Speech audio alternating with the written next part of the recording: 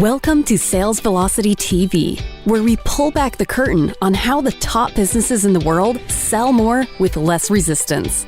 Bringing over 50 plus years of combined sales experience and over 100 million in revenue generated, please welcome the hosts of Sales Velocity TV and two incredibly entertaining gentlemen, Andrew Cass and Aaron Parkinson.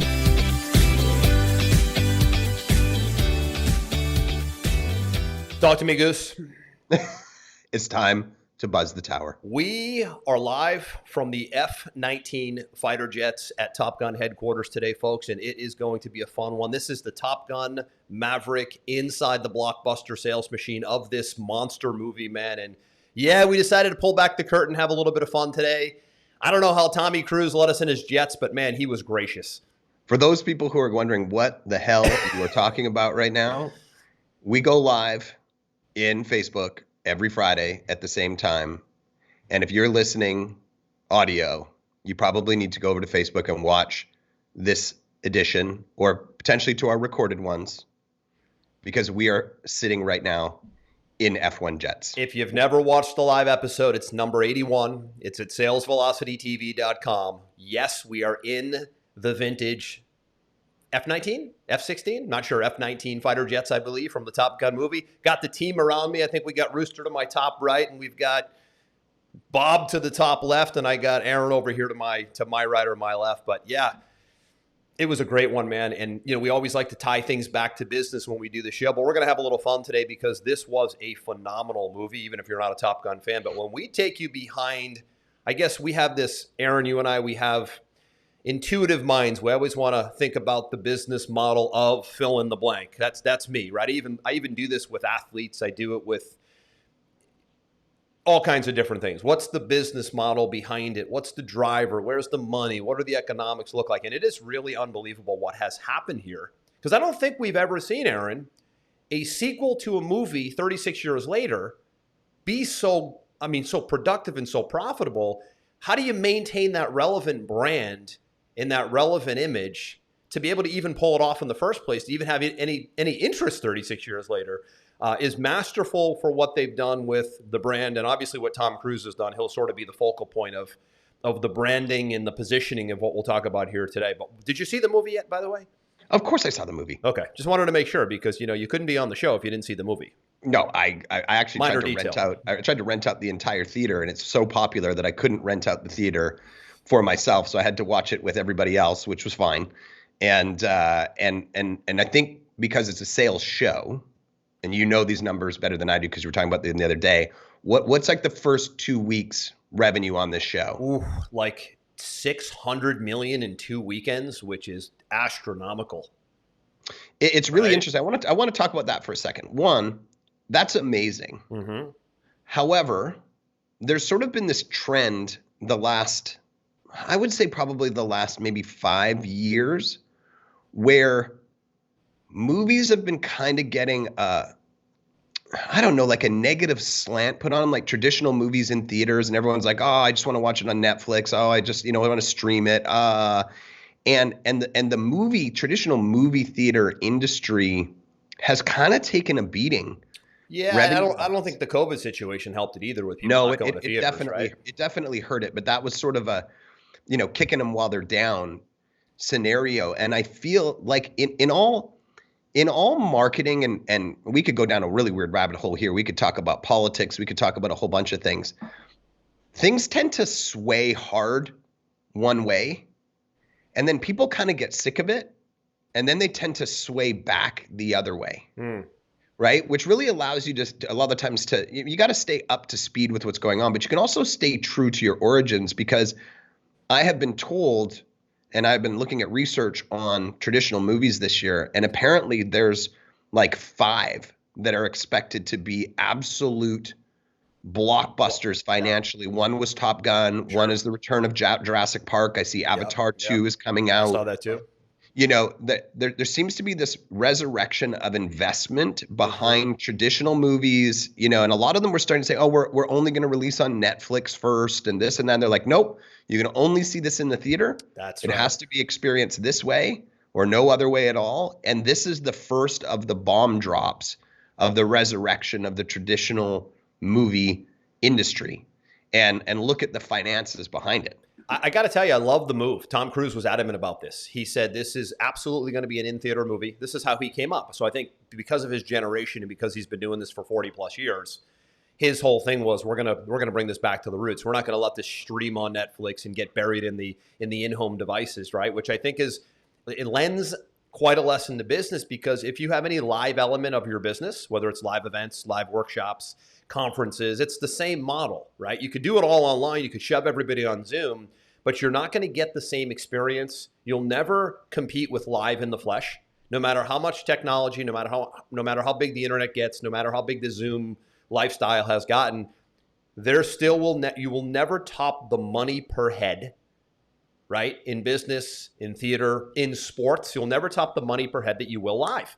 And I think the biggest first lesson is the live element that you just said, right? Committing to live and not letting it get away and not letting it just bury itself for $1.99 rental on Netflix down the road, and it just becomes nowhere near the blockbuster that this has now become. This is an old school blockbuster sales machine right now. This is good old fashioned, build it up, put it in the theaters, $600 million in 2 weekends. We're going into the third weekend right now at the time of this recording. This movie will exceed $1 billion in sales probably in like the first 90 days, which is, I mean, easy.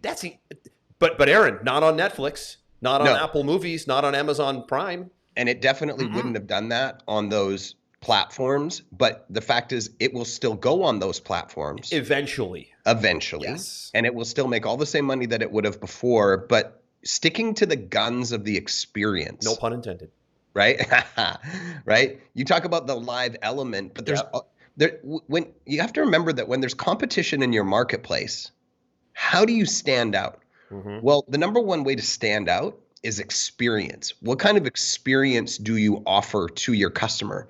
And in this particular case, they said the single best experience for watching this movie is going to be in a theater, big comfy chairs, audio off the chart, huge screen.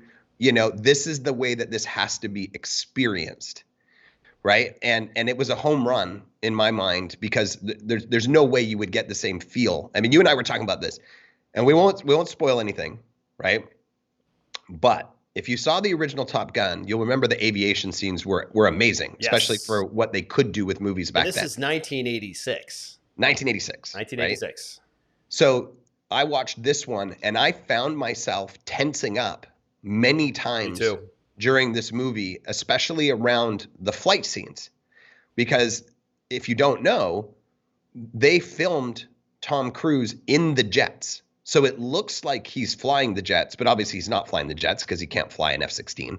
So they had a pilot in front of him. So when they're whipping through all the mountains at, Mach 2, Mach 3, his body is slamming back and forth against the jet. And you can feel the abuse that his body is taking, and it is tense, man. Tense. It was so good. It's tense. And again, you had to be in the theater to experience that. So the experiential element that you just mentioned is spot on. I don't think you achieve that at home. I mean, you could have a great home theater, you and I do. Not enough people have that level. Not enough people have that level. But the surround sound of the good old-fashioned movie theater, I mean, you were probably at a great theater. I was at a great theater, great seats, kind of reclined back a little bit. Yep.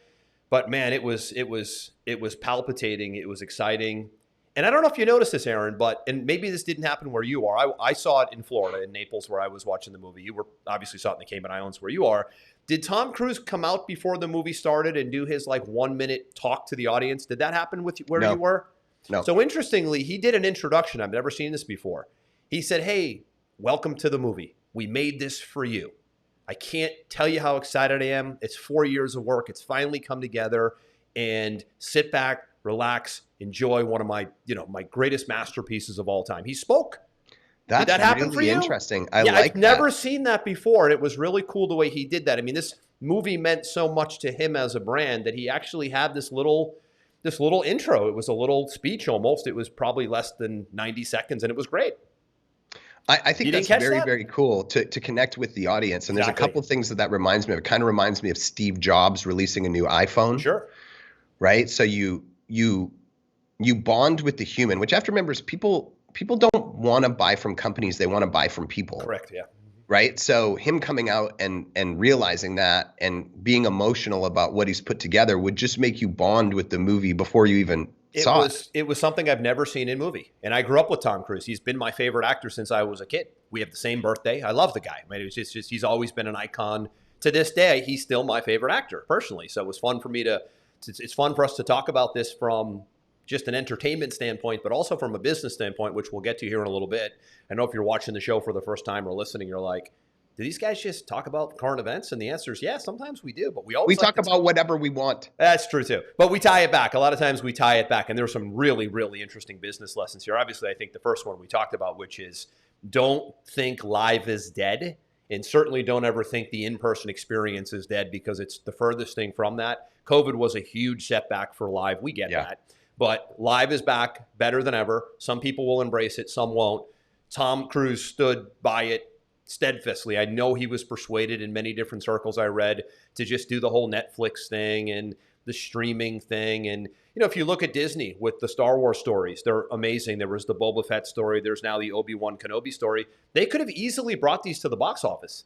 No question. They chose to do like the 6-7 episode, you know, Disney series thing. I don't know what the money looks like in that, but there's no possible way. You and I both know, just looking at Top Gun as an example, if Disney said, let's do an Obi-Wan Kenobi movie, 2.5 hours, like Top Gun, versus the 40-minute 6 episodes, I don't think the money's even close, Aaron, from live to... I don't know that industry well enough to be able to give a judgment call on it, but I agree with you. I don't see how it could be, right? But, you know, we're not, you know, producers. So, I mean, what do we know? But I certainly don't think it would the experience. I didn't even watch it. I haven't seen it yet. Yeah. I'm talking about Obi-Wan now, right? Had it come out in theater, I would have gone and watched it. 100%. Now, I'm getting ready to watch the Obi-Wan thing because I love Star Wars. I'm a huge Star Wars fan. But I have to, like, carve out that time to sit down now. I love the 7 p.m. Saturday night, next week, good old-fashioned. My wife and I bought the tickets a week in advance. She had really no interest in it. So what I did was, this might help you if you haven't seen it yet, because she's a lot younger than me, so she didn't grow up with Top Gun like we did. I said, we're going to watch Top Gun 1 on Netflix on Friday night. She's like, oh, okay, fine. You know, military movie, really exciting, right? And then we're going to go see it in the box. We're going to see it in the movie theater on Saturday night. Now, I'm so glad I did that for her. And for me, it was good to see it again, even though I've seen it 32 times. The connections from Top Gun 1 to Top Gun 2 Maverick were unbelievable. I love the way they tied it together. If you don't see Top Gun 1 before Top Gun Maverick, the new one, a lot of it won't make sense. I don't know about that. I think they did a really good job of making it so that you could see it without seeing number one. I just think you have a much better experience if you saw number one first. But the references that you catch along the way will mean nothing. And there were at least, I counted a half a dozen to a dozen really important references from Top Gun 1 that tied it all together and made it way more emotional and moving for me. Maybe not you, but because of the relationship with Goose, he died in Top Gun 1. I don't know if you remember who Penny Benjamin is, the girl. I won't give anything away, but you know, there's some ties that go way back to the young Top Gun, Tom Cruise, and I think a lot of it you don't catch along the way. And why I think the relationship with Iceman too is much more poignant if you've seen number one. It won't make any sense, the Val Kilmer thing, if you don't see Top Gun 1. And you won't even know what Rooster even means. Like, what's with this relationship with the kid? Well, the kid is as old. It's like you and me sitting in the jet. We fly together 11 years. His son. You wouldn't have known. Why did he hold his son back from being in the Navy for 4 years? Like, there's so many things that. Oh, you're giving stuff away. Yeah, sorry. Yeah, stop. Okay, yeah, stop me if I go. Let's talk about how this ties into sales and business as well some more. So this movie was the single biggest recruitment tool for the U.S. Navy in history. I don't know if you were aware of that. Of course. They always are. Anytime something like this happens, it always is. Yeah, when Top Gun 1 came out, the surge of men that joined the Navy was like nothing they had ever seen, right? So you've got this movie that had all of this impact, financial impact, employment impact, you know, movie impact, history of movie impact. And everybody said it's perfectly teed up to do a sequel. And it's how many years? 36 years. As you say, sequel, I still can't wrap my head around, not 10 years later, not 20 years later, not even 30 years later. It's just really, really amazing. Well, and what I find interesting about that is that Cruise was pitched scripts multiple times to do a sequel.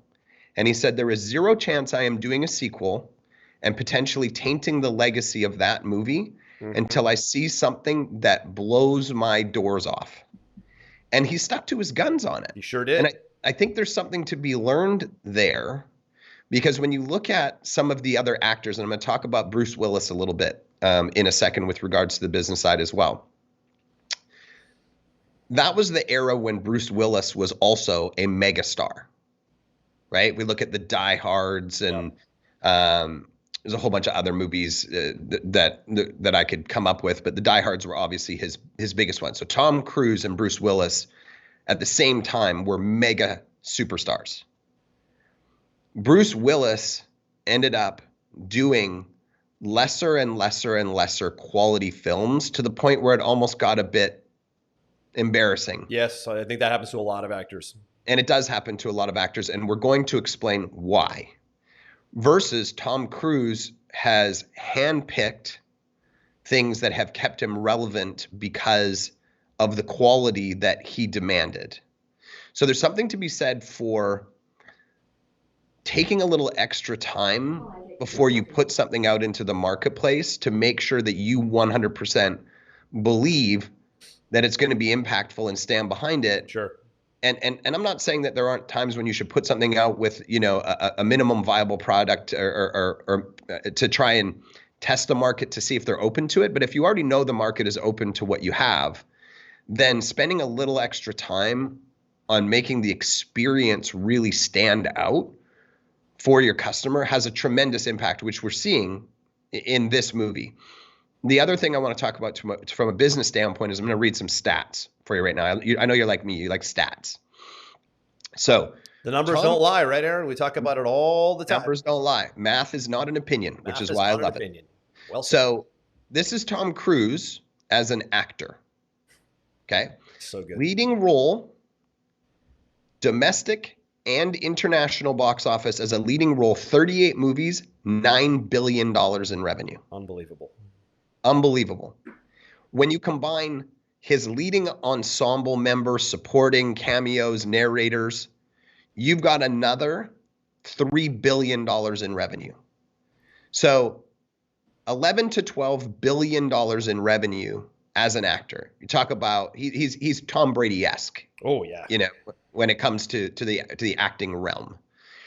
Now, the important thing is we have a client, Andrew, who's a producer in Hollywood, and he talks about how he teaches actors to start their own production companies so that they can participate in a different revenue stream in the movies and not just be the talent sitting around waiting for somebody to call.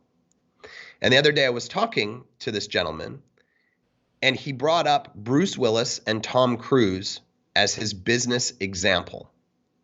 He said Bruce Willis was so hot that all he did was basically take acting roles and spend all his money.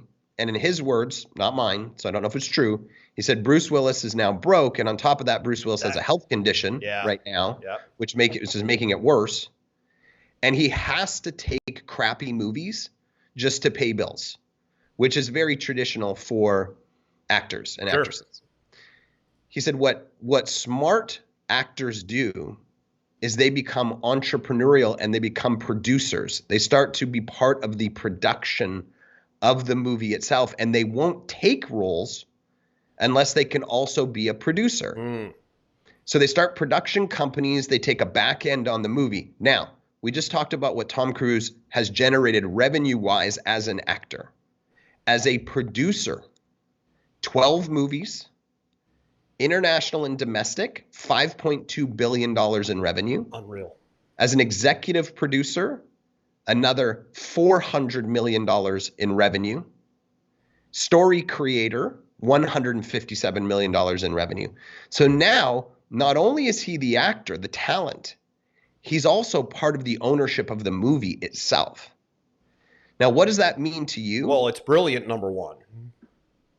I mean, what do you hear what do you think when I tell you that? Well, the first thing I think about, business show here, right, is Yep. he found a way to be not only the key entertainer in the lead role, but also a way to participate in the revenue growth of the movie industry, being an owner in the movie, not just an actor in the movie, right? So it's a very entrepreneurial thought process for him. He could easily just keep taking the $20 million payday, showing up, doing the role, and walking away. It's way easier that way.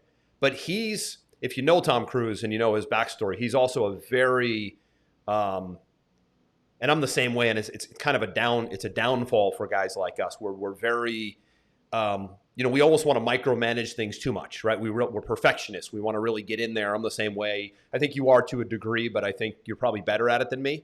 You're more that way than I am, but Yeah. I respect it. I usually surround myself with people like that because they offset my lack in that area. Right. And I don't like say it to brag because it is a downfall. Like sometimes you hold on too tight, and he's been like that. But by the way, this is one of the reasons why he's never been able to have a marriage work out, right? He has these control issues, if you will, and he wants his hands in everything. So there's an element of it's made him amazingly successful because of what you're talking about. But the downfall of it is you hold on too tight and you can sever relationships as well. And that's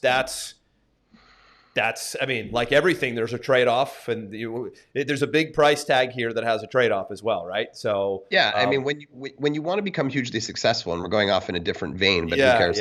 It's our show. My bad on that, but it's I look at like somebody like a Conor McGregor, right? Conor McGregor is most people know who he is now because of his rise in mixed martial arts. Right. He talked about how he was obsessed with being the best in the world. And when he was obsessed, he said, honestly, it's tough on my relationships. It's tough on my health. It's tough on my friendships. It's tough on everything. But when he became champion, that obsession paid off. And what ended up happening is he started to loosen the reins a little bit. He started Proper 12 whiskey. He sold that for $600 million. He fought Floyd Mayweather. He made $100 million there. He's got an app now for fitness. He's got a supplement line. He's trying to follow the Tom Brady playbook, and he's become extraordinarily wealthy. Do you know what's happened to him over the last 3 years? He can't win a fight. Yeah, he's veered off because he's not obsessed anymore. Not obsessed anymore. He got to his destination. He doesn't have the drive anymore. No, he got soft, and I'm not. And I would imagine. And listen, Aaron, I would imagine that Tom Cruise will get there at some point. He'll get there. We'll talk about Brady in a minute too, because he's another example of just timeless production. Right? At some point, you finally say, I think I've arrived and I don't have the drive to keep arriving. Yeah, I want to have some type of balance maybe and live my life a little bit. And there's absolutely nothing wrong with that. I would do 100% what he did. What I would actually do is I would give up fighting because you've got to be a certain animal to win in that world. You got to start thinking about longevity and not living in pain. And right, there's a lot of that too. Yeah, exactly. But the point that I want to make is that he's another example. See, Conor McGregor built his notoriety and he built his audience, and then he didn't just rely on getting paid to show up and perform like Tom Cruise as well. He said, I'm going to take it to the next level. I'm going to start my own production company, which he did. It's called the Mac Life. I'm going to start my own whiskey brand. I'm going to start my own clothing line. There's a lot of people that listen to this show right now, and they're basically in the talent role. They're in the solopreneur, under somebody else's umbrella, under somebody else's banner. And I think it's really important to think about your future from the perspective of you can be immensely talented, and maybe if you're immensely talented, you can stay under that umbrella forever and you can make good money, but you'll never make great money. The people who make great money think one step or two steps higher than their current position. Right. How do I get an ownership stake maybe in the umbrella company? How do I white label what the company has? How do I maybe create my own version of it and take the risk and go out on my own and do something similar, but it's under my equity? How do I maybe create some type of joint ventures or referrals so I'm not solely reliant on the umbrella? Right. That's what guys like Tom Brady, Tom Cruise, Conor McGregor, Tony Robbins, right? Remarkably talented individuals, but talent fades. You got to remember that talent fades. We're all going to die. We all get older. We get tired. We get, whatever the run out of circumstances energy are, to keep doing it, right? right? At some point, you have to think about, how am I going to create leverage so that it doesn't have to solely be about my talent forever? And another way to look at that is, how do I create equity? Which is, to your point, what Tom Cruise is doing now is he knows he's 59-ish, I think, right? Let's stop. And let's just stop right there. I mean, how good does this guy look? He looks incredible. First thing I said, I turned to my wife in the movie, I say, if I could look half that good at 59, man, oh man. I mean, you're being humble. You look amazing. But that's 20 years away. Well, actually, it's 10 years away now. I'm going to be 49 next month. So, all right. So he's got me by 10 years. You know how close you are to that number. Jeez, you stopped me for a minute. I'm like, no, they just like ruined my day here, right? So I'm 10 years out. But two things. He took really good care of himself. Always so has. Let's talk about this as well, right? But to your point, how do I not just do the thing, but how do I start to build equity and see a few steps ahead? I'm always intrigued by people, and I think you and I are great at this too. I'm always intrigued by these icons who are always at least 2 or 3 steps ahead of the masses with everything. Tom Brady comes to mind. Another idol of mine is, how did he stay so far ahead of other athletes with the way he took care of himself and the way he practiced and prepared to be able to still show up at camp? By the way, 2 days ago, he shows up at minicamp at 44 like he's 22. All excited, giddy. Like, can you imagine to be able to maintain that level of enthusiasm, number 1, energy, number 2, and interest, number 3, Aaron? Tom Cruise has done the same thing. Mission Impossible. 36 years later, to be able to bring this much energy, excitement, and enthusiasm to the Top Gun brand, when really it's forgotten about, Aaron, at this point. Like, Top Gun, it's 1986, is a forgotten memory movie. It's just amazing how this much interest can be maintained 3, almost 4 decades later is incredible to me. And it's because of he maintained relevance. Like you said, he chose the right movies. He was careful. Selection process was good. But he also was part of the business model of movie and entertainment. Tom Brady has done the same thing. He's really become part of the business of the NFL, right? When we look at Tom as a whole, right? And because he was part of the business, it also incentivized him to do more to make this successful. I don't know if you've been watching. Tom Cruise has been touring the entire world for the last 12 months, promoting the release of this movie. Good old-fashioned in-person traveling around the world promotion. Here we go again, grassroots. Now, if he was just an actor in the movie, do you really think he would have gone to those lengths? Nope, I don't, because he was an owner as well. Because he was an owner. He was vested in the success of this, right? And also, Aaron, he just loved what he created also. Yes. Yeah, there was definitely love and passion behind it, but there was also an incentive for him to shoot a pre-roll to the movie, to travel around the world, to go on all the shows. And I think that's the other difference of just being a performer in your business, maybe under someone else's umbrella, and being an owner. You get far more energy to go above and beyond when you know that there's that upside for you. And when you know that you are an owner and not just an operator. Correct. And I know for me, if you looked at if anybody looked at your schedule or my schedule, I obviously can't speak for your schedule, but I know it's very busy. I can only speak for my schedule. My schedule is absurd. Every single day, day in, day out. And when anybody comes into my office and they see my calendar, they go, "Is this a normal day for you?" I say, "Yeah." And they say, "How long have you been doing this for?" 5 years straight. I say, how could you possibly sustain that level of output for 5 years? I say, because I'm motivated, because it's mine. It's my baby. And I want to see it succeed. There's a different level of energy you can maintain over time when it's your baby. Agreed.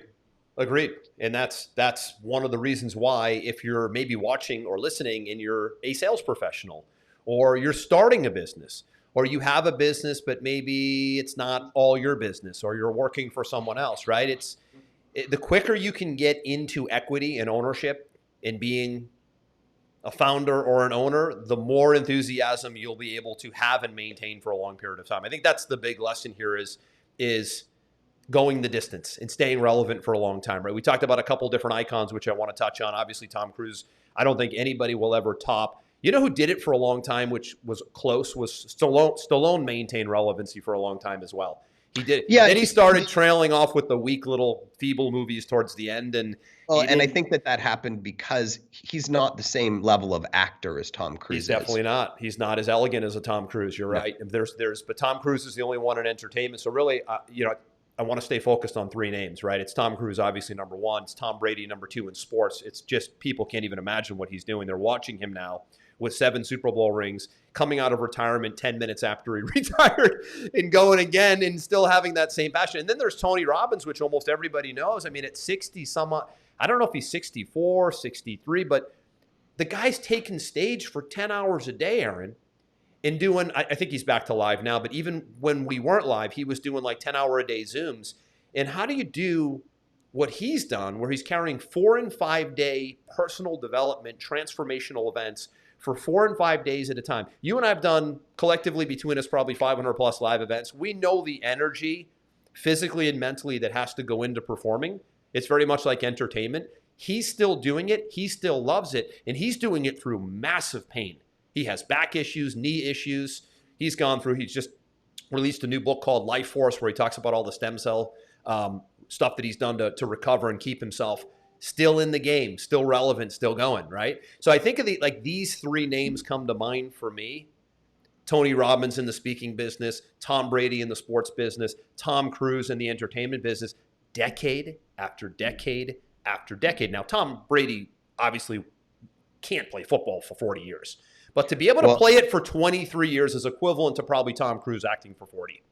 I think Tom Brady's results in a career where the average lifespan is 2.9 years. Is it 5? 2 years? 5 years? It's 2.9 years is the average career in the NFL. I thought it was 5 point something. Nope. That's incredible. So it's beyond incredible what in there. And what I want to say about that from a business standpoint, and I'm surprised you haven't brought it up yet. Oh, it's coming. Is he's coming back for another year. Uh-huh. He's going to make a bunch of money. He's got a bunch of endorsements. He's got a bunch of companies. But did you see the deal he signed to be a commentator? I actually thought that was not even real. Was that real? I'm pretty sure it was I didn't real. think it was. I thought it was going to be a deal offered if he didn't play again, but I'm not really sure. Oh, now I got to look it up. But listen, to your point on Brady, so what a lot of people don't know, we did a show on Tom Brady, the business of Tom Brady, really his TB12 sports brand. He started his own TB12 sports brand 5 or 6 years ago. So as a player, we talked about equity, Aaron, right? Yeah. When have you ever seen an athlete who's still playing start a company, hire a CEO around your brand while you're still in the game? The TB12 method, TB12 Sports is a monster brand right now. And just last year, he started a men's clothing brand just called Brady. So as he's still playing, so to your point earlier, still performing at the highest level, but making sure he's building equity positions along the way. Very few entertainers, athletes, and business people think about this. They think about making the money right now, banking the money right now, but not building long-term stakes and equity. Tom Brady, another perfect example of that. Tony Robbins, to our other point, has interest. If you read Tony Robbins' books, Money, Master the Game, Life Force, the real thick books, he talks about, he has massive equity in big companies, financial planning companies, stem cell companies. He owns part of the LA Galaxy, the soccer team. So the point is, he could have just banked money as the speaker, personal development guy. Tom Brady could have just banked money as the athlete. Tom Cruise could have just banked money as the actor. But what's going on here is they're taking equity stakes and they're building long-term residual income positions along the way. That's the big lesson of the icons. Really, it started with Tom Cruise and Maverick. And I have something so exciting to talk about. Did you find it? Well, first off, I did find it. Tom Brady, SB Nation, signs most lucrative broadcaster deal in history, 10 years, $375 million with Fox. That would be when, though? That would be after he gets out of the league. It's like on the table for him? It's like Drew Brees. When you're done, you start. We got, wow. 10 years, $375 million, most lucrative broadcasting contract in the history of the world. Guy hasn't even finished throwing a ball. Hasn't even started the new season yet. And he's already planted the seed of, I'm going to be the highest paid ever in a new space. Right. When I'm so done. These are the big lessons. This isn't about you and I sitting in an F-19 fighter jet right now and talking about Top Gun. Although that's fun. I could talk about the movie all day, but we don't want to give it away to the folks that haven't seen it. It's really about how do they maintain this level of relevancy? How do they maintain this level of interest and energy? A lot of that's how you take care of yourself. That's a big one. Right? You can't go the distance, Aaron, energy-wise and interest-wise if you don't take care of you internally and externally. That's a big, we've done full episodes on this. That's a big lesson here is what are you doing to take care of your health, to maintain the physical and mental energy to go the distance. I can tell you that Tom Cruise, Tom Brady, and Tony Robbins, my big three on this episode, are they're militant about how they take care of their bodies and their minds and how they live their lifestyle. That's why they're able to go the distance with the energy and the interest. It isn't just because they're good at what they do. It's because of the way they take care of themselves. I agree with you 100%. And I'm going to say the other side of it is when you're hot as a performer, as a business owner, as an offer, when you got the world by the tail, really got to think about how you can take the most advantage of it at the time. You got to be thinking 3 steps ahead before your skill starts to fade or before you start to become irrelevant. That's what these guys are masters at. Tom Brady's already secured what's next while he's relevant to stay relevant. Tom Cruise was always securing what was next. Let's talk about the opposite of this. You read my mind, man. I wanted to do that. And you know what comes to mind for me? Oh, no, I've got it. I don't mean to cut you off there, but I'm thinking of all of these icon bands that have to go perform again 20 years later to make money. Well, I think the icon band thing is in some cases, you're right. I think they're out there performing because they need the money. But I also think on the other side, if you're an artist, you have to perform. Like you'd perform on the side of the street for free. You have to. It's in your DNA. So I think there's probably half and half in that scenario. But I want to talk about a specific example that I don't know if you saw the other day, but your mind is going to be blown. That's hard to do. So John Elway. Loved him. Right? One of the greatest quarterbacks of all time. In our era, growing up as a kid, we saw John Elway play. So John Elway had a contract that was structured in a kind of a unique way. When he retired, he essentially got paid $25 million over time that he had set aside as basically a retirement account for himself, which in its own right is not stupid. No, it's very smart. It's very smart, right? So when he retired, the owner of the Denver Broncos said, I don't want to pay you this out over time. I'm going to give you a one-time offer. I will give you 10% of the Denver Broncos for $15 million of what I owe you. And if you want an additional 10%, all you have to do is give me $5 million to make up the difference. And you'll have 20% of the Denver Broncos. Is that right? Correct. You can research it online when we're done this. I was reading this story the other day. So John Elway says, nope, pay me my money. In my mind, not thinking about the future. Now, some people might say, well, I mean, how much money did John Elway have? Could he afford to make that decision, so on and so forth? He made $50 million playing in the NFL plus endorsements. He could have pulled it off, no question. So he says no. What's really sad is that I can only imagine, Aaron, what the net worth of the Broncos is since then. Oh, it's coming. At the time that he was offered this money, it's coming. The Denver Broncos were valued at $190 million. I just look at these franchises, yeah. Now, he took his $20 million, and then he proceeded to lose $7.5 million of it in a Ponzi scheme. Wasn't he like in the car business, something with the car business? Or yeah, he's a successful business guy. Don't get me wrong. I'm not saying that John Elway is not a successful business guy. Right. He's also been the GM of the Broncos. Yep. John Elway's just fine financially. Yep. However, he lost $7.5 million of that $20 million in a Ponzi scheme. Didn't know that. So, that's gone, and who knows what he did with the rest? I have no idea. The Denver Broncos just sold this week for $4.5 billion. Which means he would have taken a 10 to 20% payout. $976 million is what he lost by not taking the deal. Oh, man. So, there's my looping opposite. back perfectly to the original point of the episode, which is if you can find a way to have ownership and equity along the way while you're doing what it is that you do and what you're great at, you're planting seeds. Exactly. You're building equity. And wow, listen, we didn't even talk about Jordan. We were supposed to. Can you imagine that to this day, the Michael Jordan, Air Jordan brand is more relevant? My son is 11. He's addicted to the Air Jordan brand. He's never seen the guy play live. My son Everest has 5 Air Jordans. It's like, so you look at I can't believe we didn't talk about Jordan. The ability he makes more money with his Air Jordan apparel brand than he's made in any basketball arenas. It's not even close because he took interest early on in a business.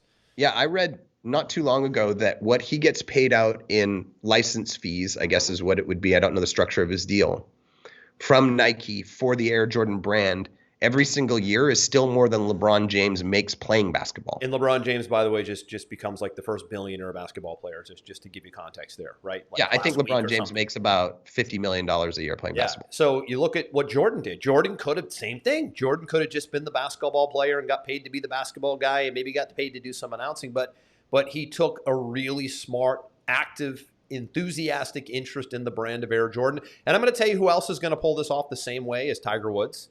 Tiger Woods has a very similar deal with Nike in golf that Jordan had with Nike and the Air Jordan brand.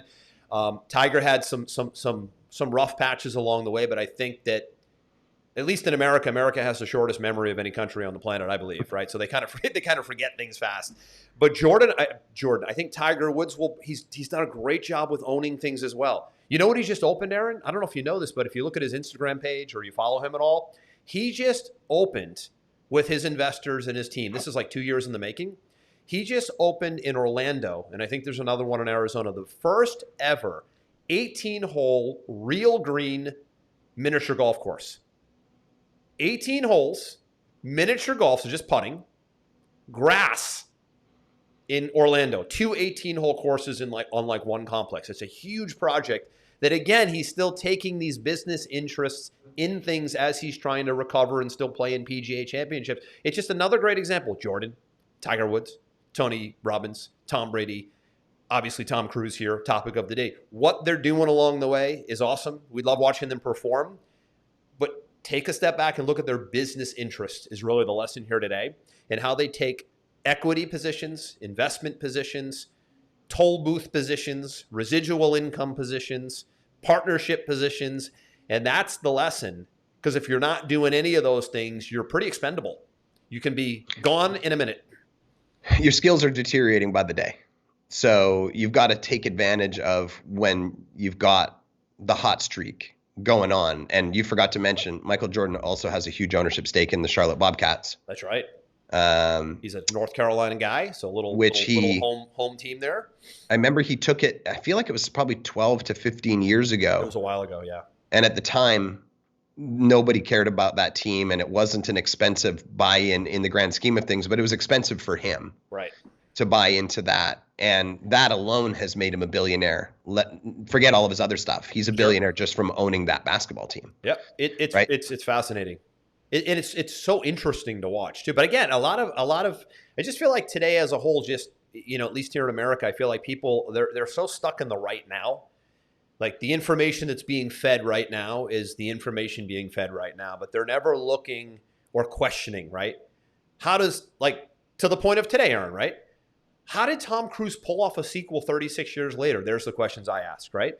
How is Tom Brady starting 2 companies while he's playing? What does that look like? What does the infrastructure look like? I dug into that and I was like, well, who's the CEO? How did he get hired? What's the connection, right? I like to really dig in. Why is Tiger Woods doing this? How is Tony Robbins taking an interest in a financial planning company? How did it happen? Why did it happen? Who's involved? What was the money? These are the big questions that entrepreneurs and real good thinkers and critical thinkers and business owners ask. And they're really good questions to get answers to, because they're going to teach you so much on maybe how you can change your outlook on how you position yourself in business in the years to come. Really, really, that's what I want you to take away from today, is not how cool we are sitting in an F-19 fighter jet. I know you've been thinking it the whole time. Let's be honest. You've been thinking it the whole time. I get it.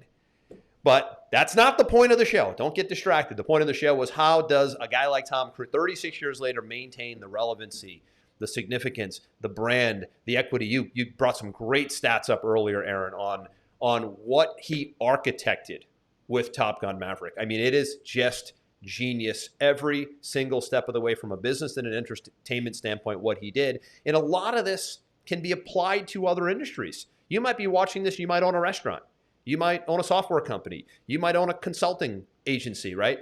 You can still apply the same business lessons and principles and philosophies to what you do, which at the end of the day is what? How can I own more?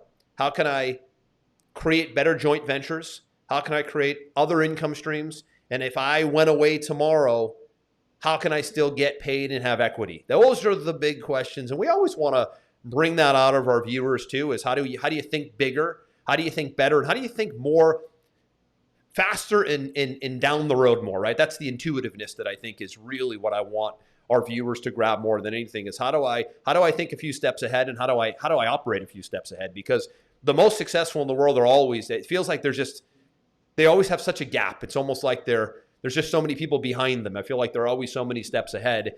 And there's a reason why, because they're looking and thinking so many steps ahead. Absolutely. If you haven't seen Top Gun Maverick yet, don't wait. Listen, here's the last thing I'm going to say, Aaron. Don't wait for it to get on Netflix. Don't wait for it to hit the streaming. I mean, you can if you want. Two things I got to say. Go see it in the theater, but Agreed. Don't go see it in the theater without just have fun and go watch number one first, especially if you've never seen it. You have to watch number one, right? We told our whole team this the other day, because they're all younger than us, right? Hey guys, you see all this Top Gun stuff going on, but just go rent number one. It's a 1986 movie. It can be cheesy at times. The production value isn't amazing because it's 2022, right? My wife was like, man, this is kind of boring at times and the production isn't that great. I'm like, yeah, it's true. It's a nostalgia play for me. Yeah, 1986, expecting it. But then all of a sudden, one night later, 2022, it was like, this was one of the best movies I ever saw. Well, and you know why it was so great? Because you took the time to watch number one and connect the dots. So I would say go do that. And if you can, catch it in the theater, because it is a masterpiece and it will be $1 billion movie. I mean, I say within 90 days, Aaron, but it looks like it's going to be within 30 days. Could it be already? It's $600-700 million on week 2, week 3. So I think realistically, you're probably in 45 days, it's $1 billion blockbuster sales machine. And that was the point of the day today. I got to tell you, I'm thinking about staying in the fighter jets from here on out. I love these. I don't know about you. Where we just talk about whatever we want. But I want you to really mull over the F-19 scene here for Sales Velocity TV moving forward, okay? And again, if you're listening, what we're saying is, since we go live before we go audio, is salesvelocitytv.com. This is episode 81, and we've somehow manufactured the ability to be sitting in F-19. It's comfortable, right? I feel like the jet is not as tight as I thought it was going to be. I feel really good inside the cockpit here.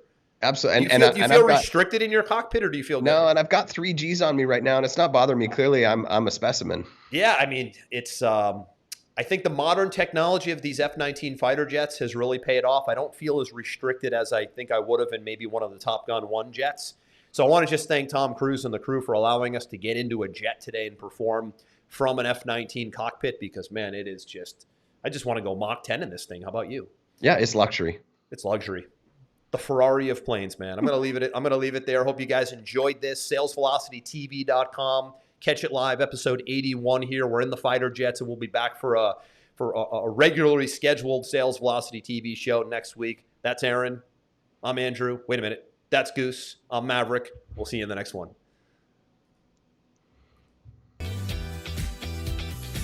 We hope you enjoyed this episode. Sales Velocity TV is powered by Pipeline Pro, the ultimate all-in-one sales pipeline management and marketing automation platform that makes all others obsolete. And we can prove it. Take a tour at gopipelinePro.com. See you on the next episode.